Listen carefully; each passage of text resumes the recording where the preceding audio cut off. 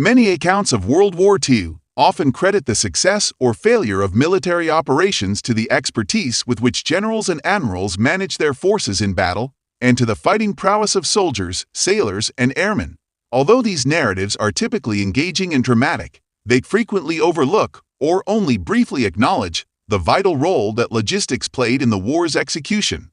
Logistics encompasses almost all aspects of military activities outside of strategy and tactics. At its core, it involves the movement of military forces and ensuring they are adequately supplied. Historically, military leaders have always been concerned with logistics.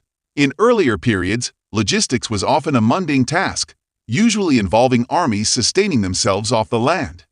However, as nations engaged in larger conflicts, and as technology made warfare increasingly complex, logistics evolved into a critical undertaking. Modern military forces, whether on land, at sea, or in the air, require vast amounts of men and material.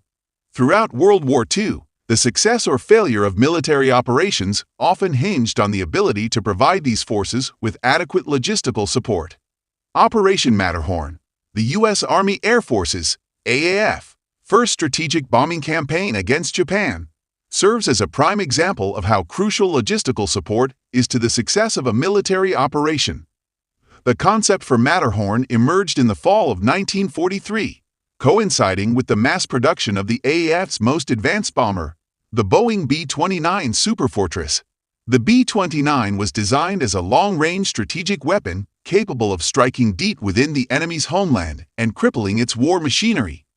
It had an impressive range of 4,100 miles and could reach a top speed of 358 miles per hour, with a larger payload capacity than any other bomber of its time. Initially, the B-29 was intended for use in the air campaign over Europe, but production delays postponed its deployment, making it too late to be a decisive factor in the bombing of Germany. The AAF then redirected its focus to using the B-29 in a strategic air offensive against Japan from bases in the Mariana Islands in the Western Pacific. However, these bases were not expected to be operational until the end of 1944.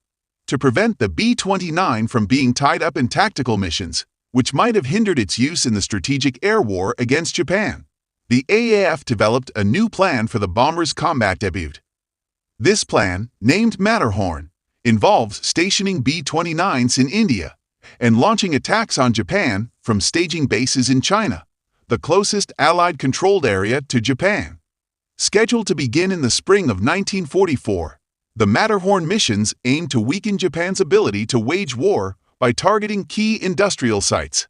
Additionally, by bringing the war to Japanese soil, the B-29 raids were intended to signal the inevitable victory of the Allies. In doing so, these missions also sought to boost the morale of Generalissimo Chiang Kai-shek's Chinese nationalist forces, which were showing signs of fatigue and the potential for collapse due to the prolonged war. From the beginning, the Joint Logistics Committee and the Joint Staff Planners of the U.S. Joint Chiefs of Staff, JCS, along with Major General Claire Chennault, commander of the China-based U.S. 14th Air Force, argued that Operation Matterhorn was logistically impractical. The plan required a substantial commitment of the new B-29 bombers in the China-Burma-India Theater, CBI, a region that had a relatively low priority in the overall Allied war effort, was plagued by excessively long supply lines, and was already stretched to its limits in meeting existing logistical demands. The primary port for the theater, Calcutta, India, was overwhelmed with supplies intended for other Allied operations. Constructing airfields to accommodate the B-29s in both India and China was necessary, but Allied service units were already under pressure to complete numerous other challenging projects, such as building roads, docks, bridges, and laying pipelines. Additionally, the sole supply route from India to China, the 1,200-mile Hump air route over the Himalayan mountains, was already overburdened by the needs of Allied air and ground units engaged in combat against the Japanese in eastern China. To minimize the strain on the CBI's resources, Operation Matterhorn was designed to be entirely self-sustaining. Using mostly local labor, specialized airfields for the B-29s would be constructed in India and China.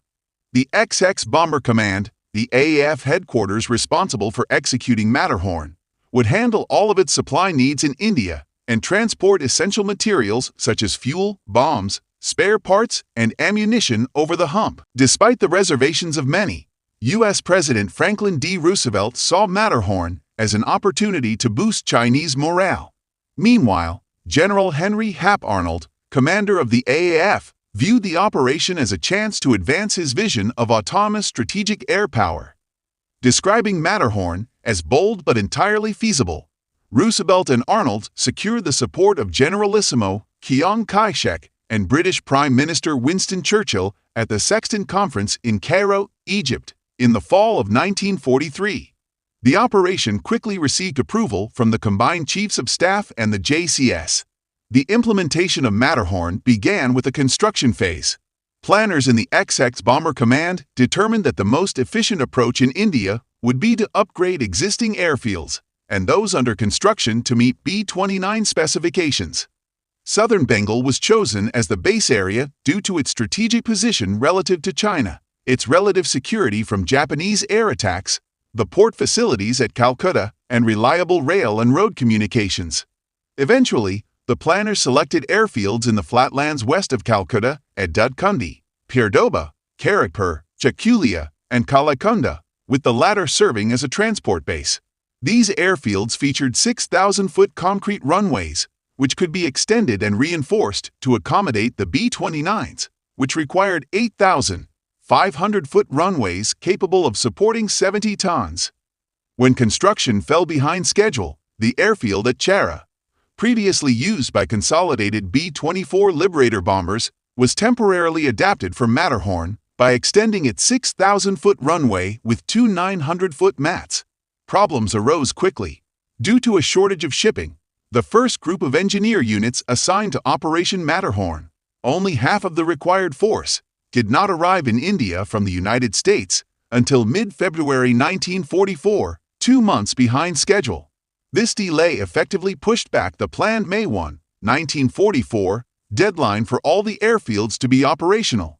When Brigadier General Kenneth M. Wolfe, commander of the XX Bomber Command, arrived in India in January 1944, he found only Indian laborers working on the project.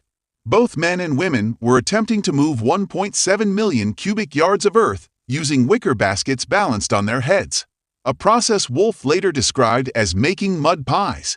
In a desperate attempt to accelerate construction, Wolfe persuaded a hesitant Lieutenant General Joseph W. Stilwell, commander of the China-Burma-India CBI theater, to reassign 2 engineer battalions from other CBI projects to assist with the preliminary work.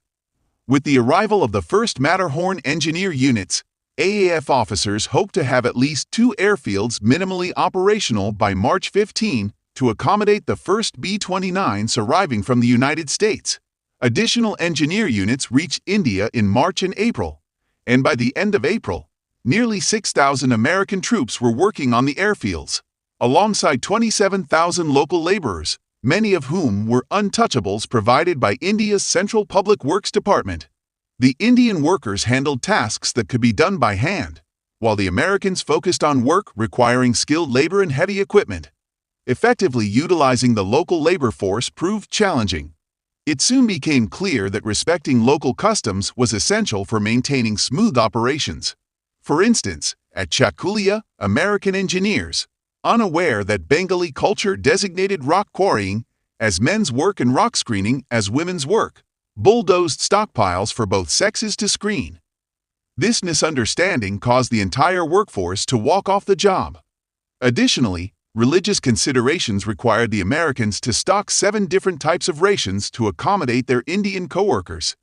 These cultural challenges, combined with the slow pace of traditional labor methods and the complex requisition system, meant that progress was slow and required considerable effort from the Americans to expedite. The first major component of the Indian bases to be completed was a pipeline system designed to transport gasoline from a tanker terminal at Budge on the Puli River to the airfields. This system included a 6-inch pipeline running 100 miles to Dudkundi, 4-inch pipelines extending from Dudkundi to the other airfields, and internal lines and storage tanks at each base. 4 petroleum distribution companies began work on the system on January 15, and within 2 months, Gasoline was flowing to 3 airfields that were nearly ready to receive the B-29s. The entire system was completed shortly thereafter. Completing the runways proved to be an even greater challenge. Many of the engineer units that arrived from the United States lacked the heavy equipment necessary for grading the airstrips. As a result, they had to borrow machinery from American units already engaged in constructing airfields in Assam, northeastern India, and on the high-priority Lido Road, which was intended to connect Assam with the Burma Road in northern Burma. To expedite the process, the runways in India were shortened from the originally planned 8,500 feet to 7,500 feet. New concrete pavement was laid 10 inches thick, while old pavement received an additional 7 inches on top. Sand was sourced from nearby streams, and gravel and crushed basalt were found in the vicinity of each airfield. However, Indian cement was both scarce and of poor quality, necessitating the importation of large quantities of cement from the United States. The concrete was produced using the available equipment and was laid and spread by Indian workers using hand tools. Throughout the spring of 1944, construction on the airfields continued, although the schedule lagged significantly behind initial plans. Chakulia and Karipur were the first airfields to become operational, and by June 30, 4 airfields were ready, although final completion of all airfields was not achieved until September. The airfield at Chera, nicknamed Hell's Half Acre by the Americans due to its sloping runway and intense heat, was temporarily used to accommodate the initial combat groups as they arrived with their B-29s in April and May.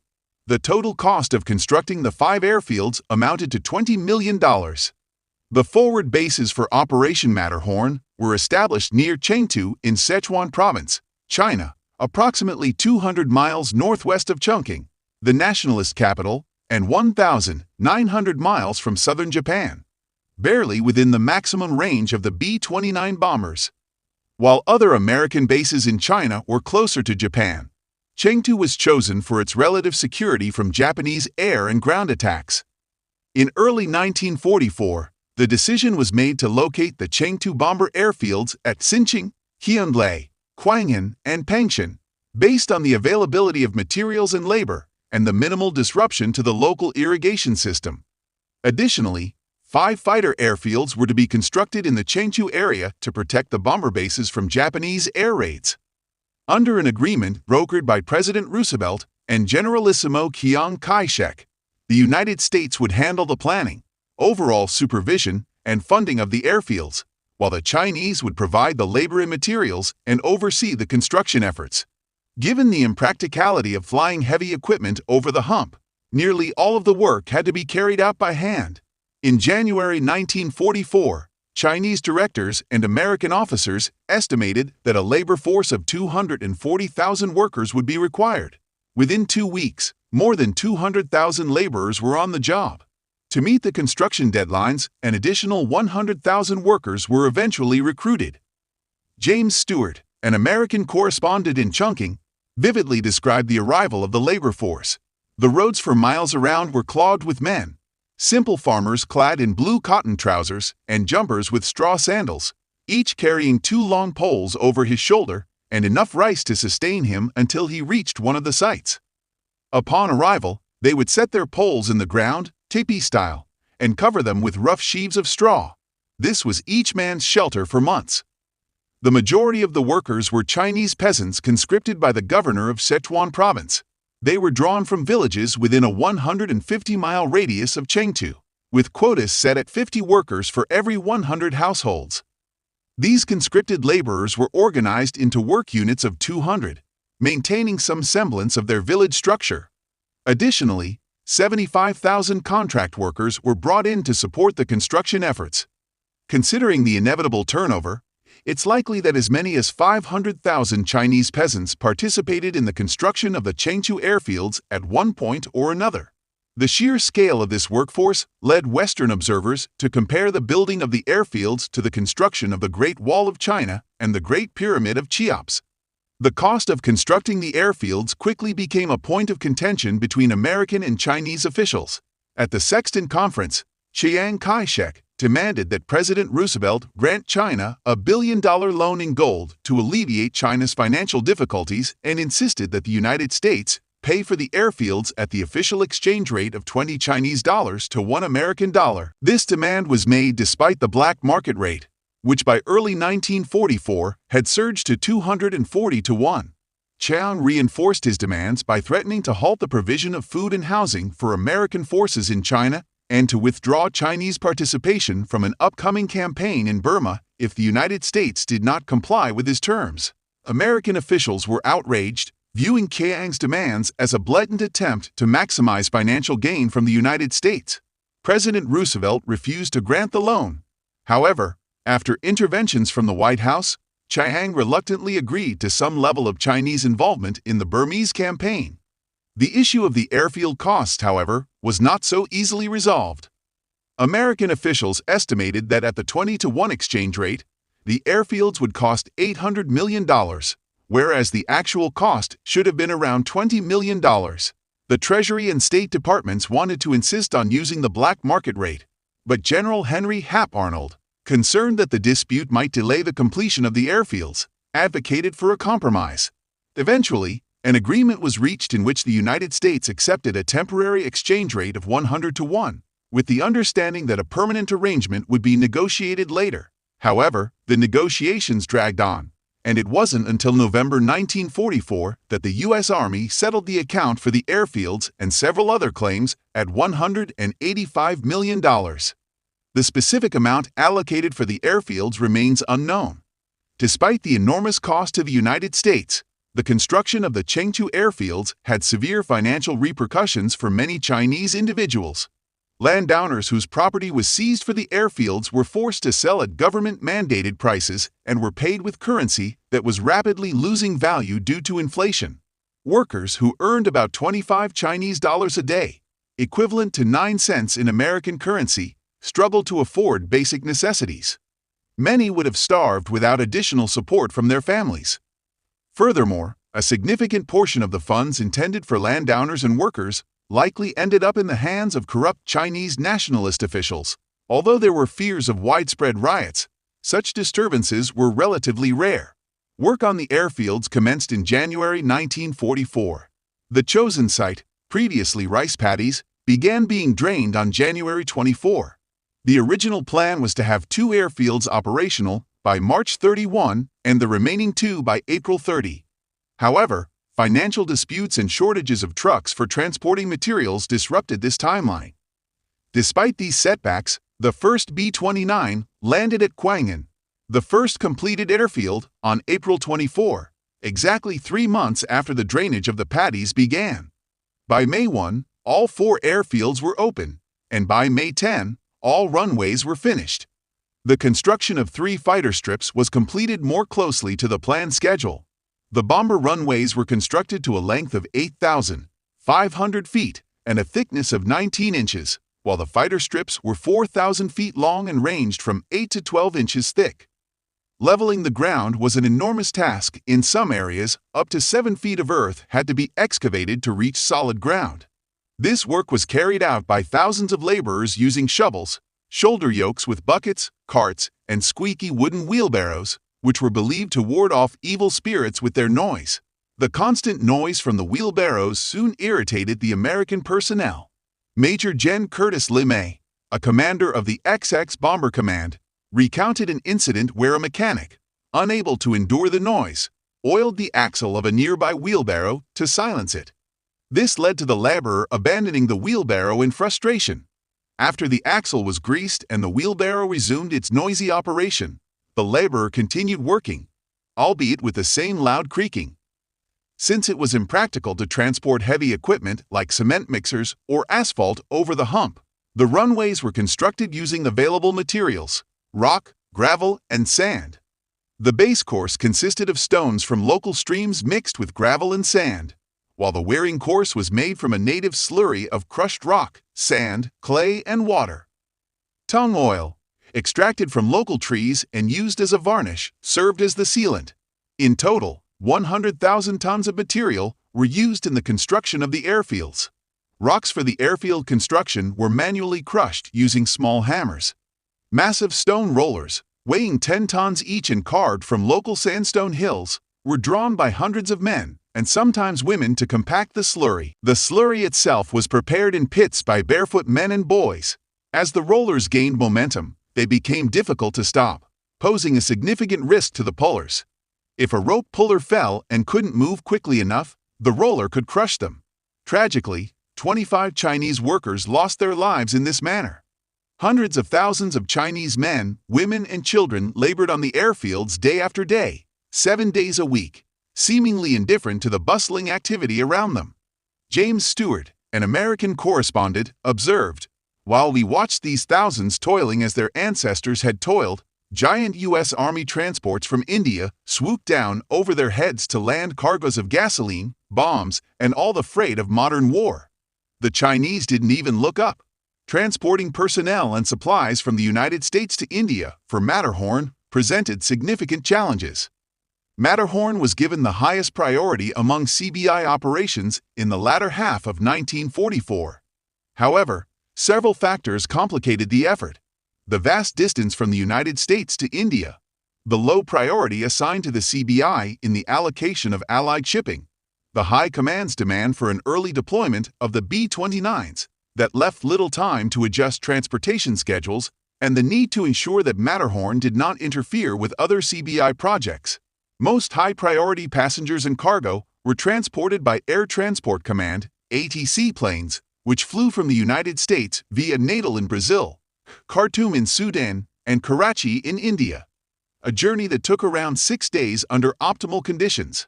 Other units and supplies were shipped by sea. The combined chiefs of staff allocated 20,000 troop spaces and 200,000 tons of cargo capacity to Matterhorn during the first 6 months of 1944, and at least 20,000 tons of tanker capacity per month starting in April.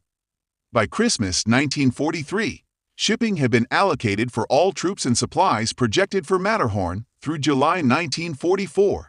This required rearranging shipping schedules, which impacted the movement of personnel and supplies for other CBI projects.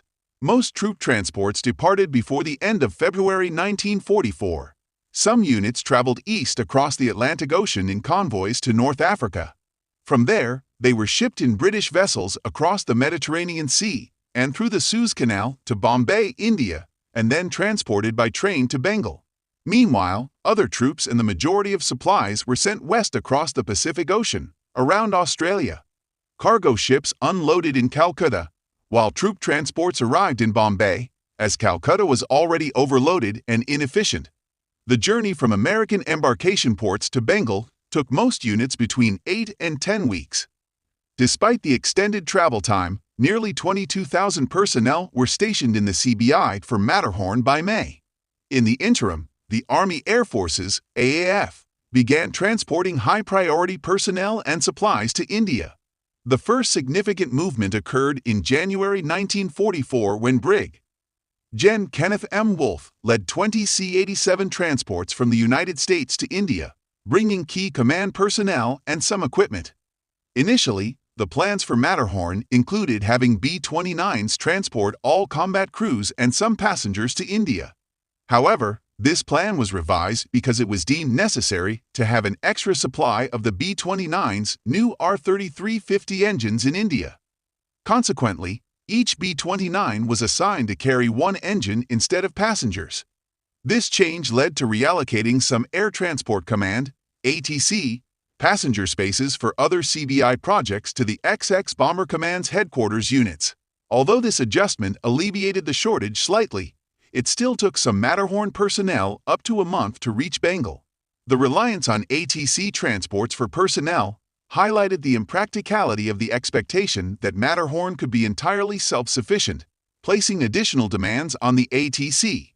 Realizing they had underestimated the required airlift capacity for both personnel and spare engines, the AAF committed further transport resources to Matterhorn.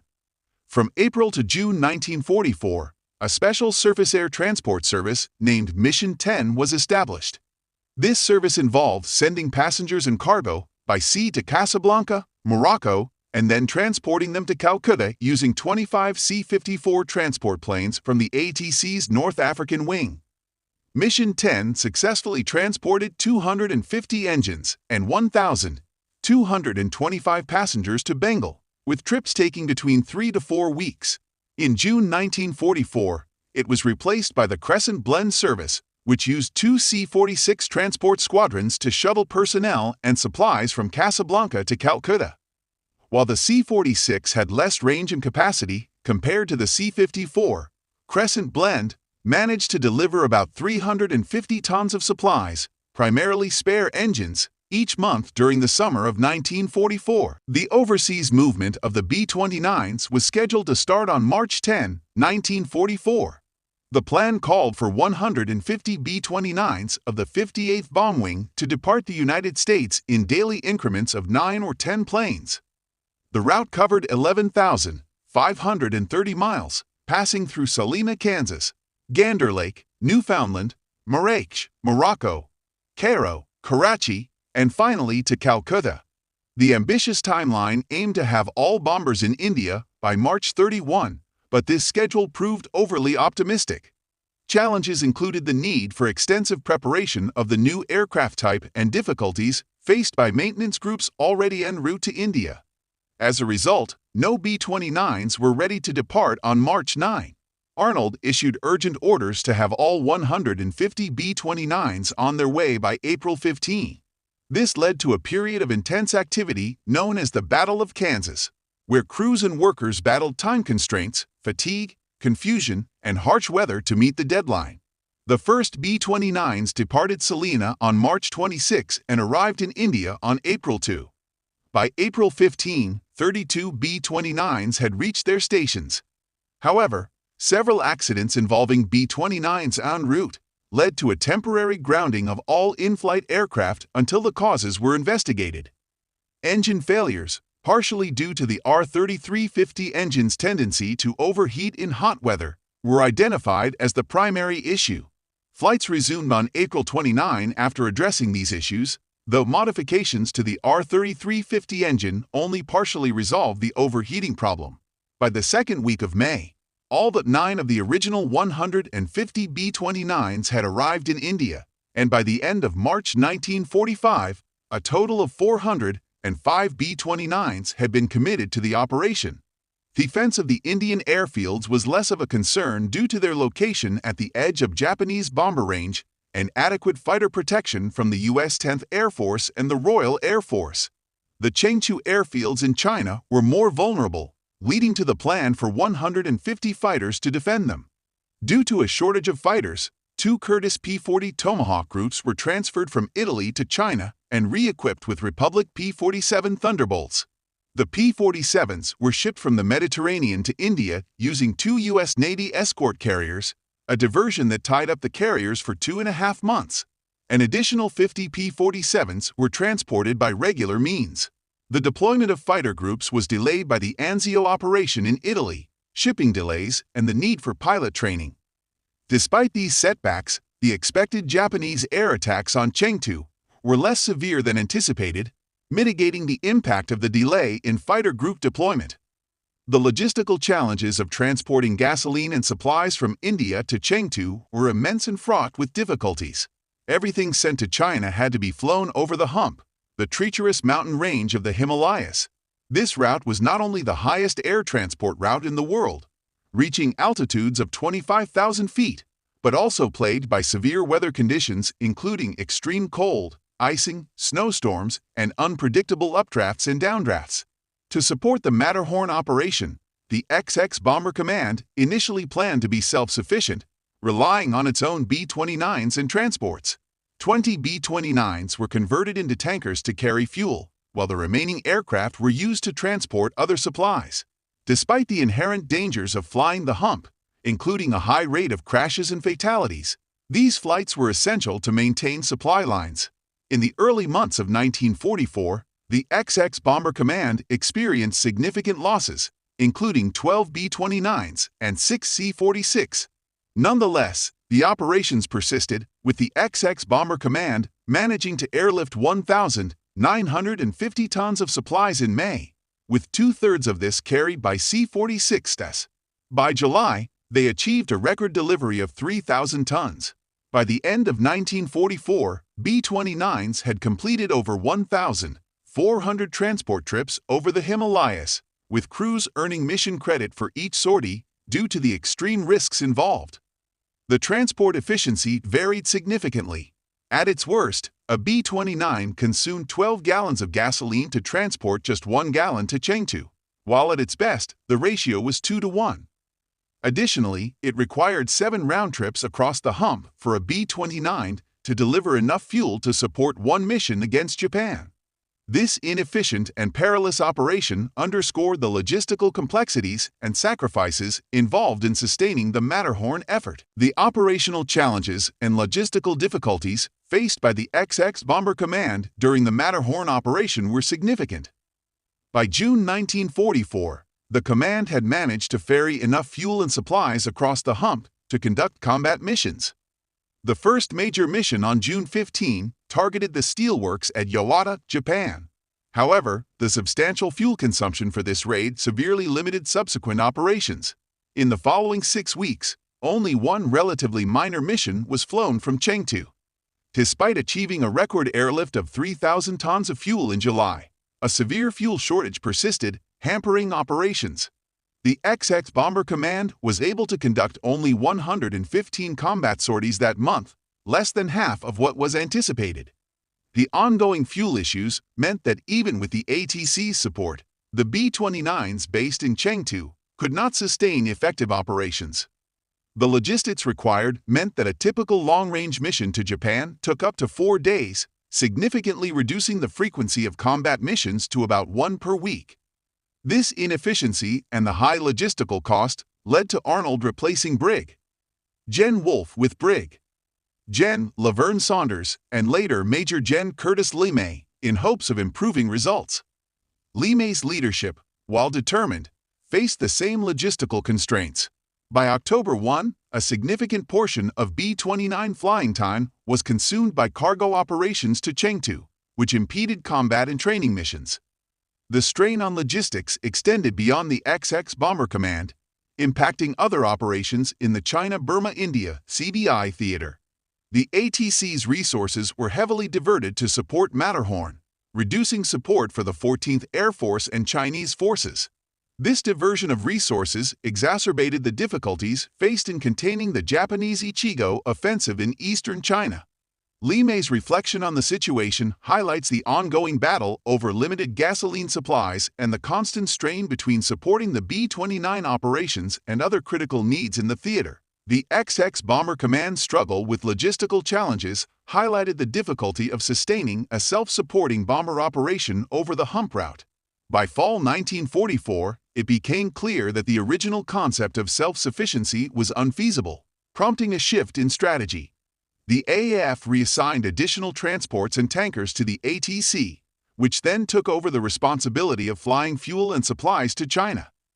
This adjustment marked the end of the XX Bomber Command's direct involvement in cargo operations.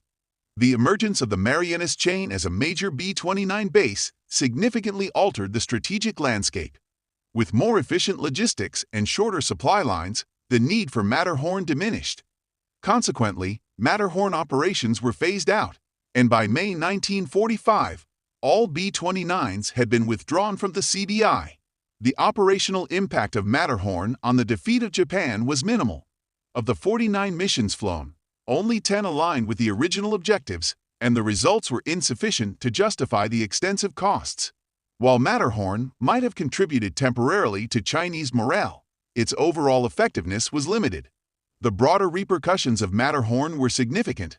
The operation exacerbated logistical strains in the CBI by competing for limited Hump airlift capacity, consuming valuable shipping space, and contributing to port congestion in Calcutta. The extensive financial resources invested in building the Chengdu airfields also worsened the inflationary crisis in China, further undermining Chiang Kai-shek's support among the Chinese populace. The operation's large-scale commitment of resources and personnel, coupled with its operational and strategic shortcomings, demonstrated the immense complexity and challenges of sustaining an effective long-range